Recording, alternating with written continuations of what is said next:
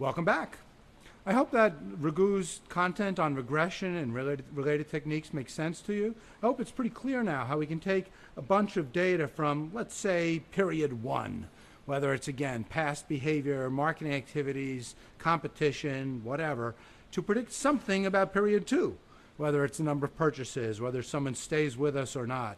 It's really, really important to be able to do that. Unfortunately, those techniques are common.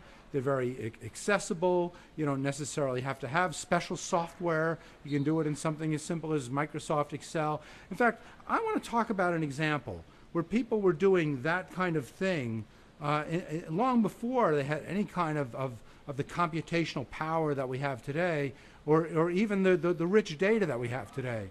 I want to take you back to the late 1960s, the early 1970s. It was the dawn of what today we would know as direct marketing. It really was when a lot of these ideas of customer analytics were born.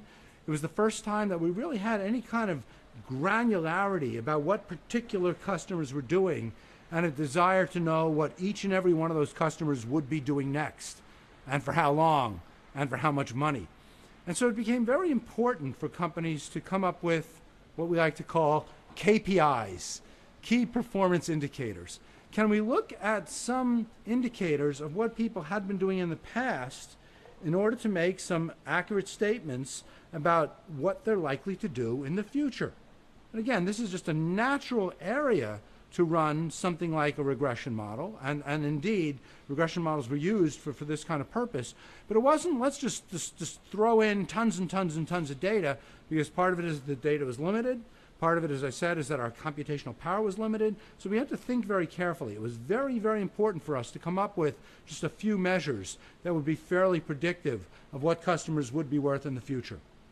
So our forefathers in direct marketing, they basically did the kinds of things we've been talking about here. Let's take our data set, let's chop it into two pieces, let's collect some data from period one to see which elements of that period one data would be most predictive of what people did in period two. And again, in period two, would be looking at how many purchases they made, or what was the dollar value of those customers.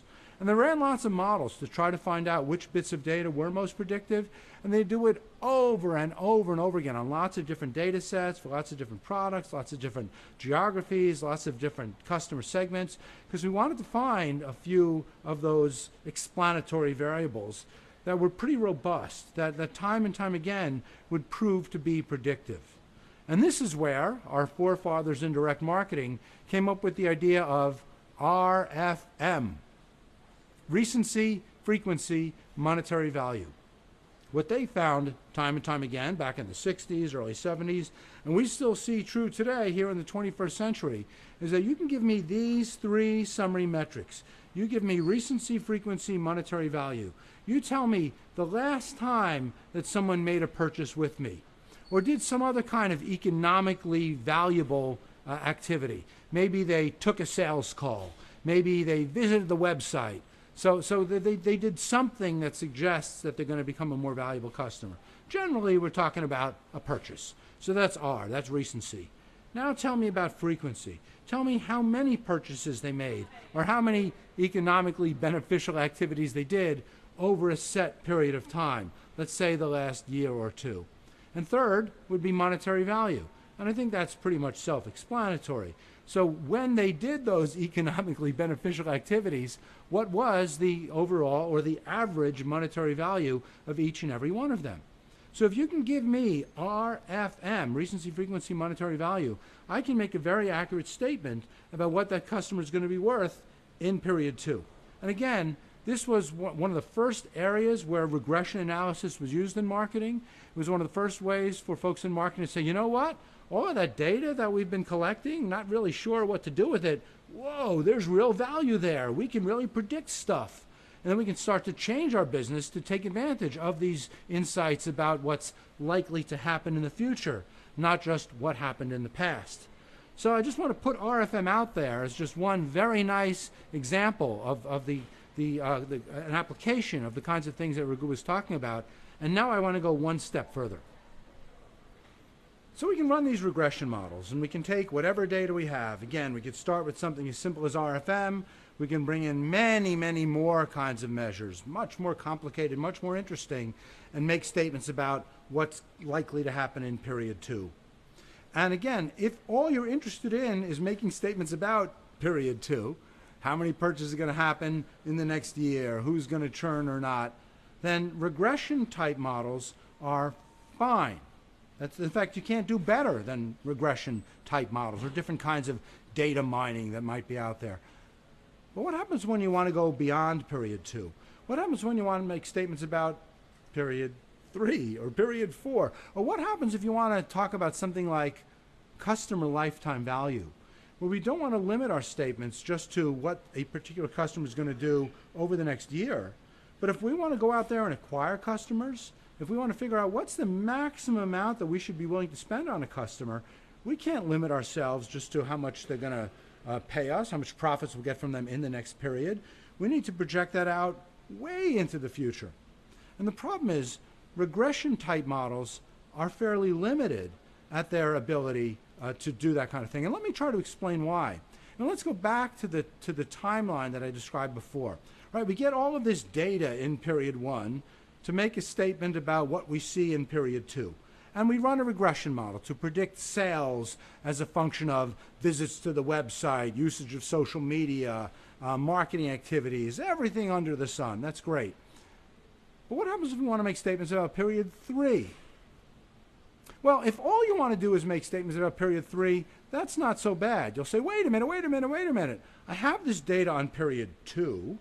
Instead of using period 2 as my dependent variable, that's the thing that I want to explain in my regression, why don't I look at period 2 and get my explanatory variables from it? Why don't I look at the visits to the website, the marketing touches, the RFM? I have period 2, so let me take all the period 2 data now to try to make a prediction about what will happen in period 3. And hey, I already ran my regression, so I have my regression coefficients, I have all the outputs, I have everything that Raghu was talking about. So let me just jam in my period 2 data into that regression and make statements about period 3. You see, I can predict the future, and that's great. And if you want to go one period out, terrific. But what happens if you want to go to period 4?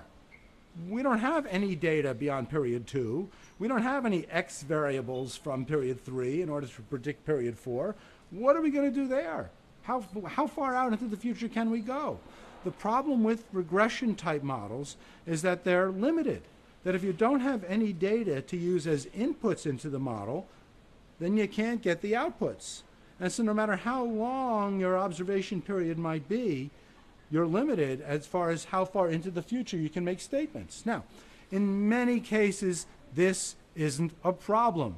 For many kinds of decisions that companies want to make, simply being able to make statements about 1, maybe 2 periods out is perfectly fine. In fact, you might say that most decisions are perfectly adequate, and these limitations of regression aren't going to be a problem.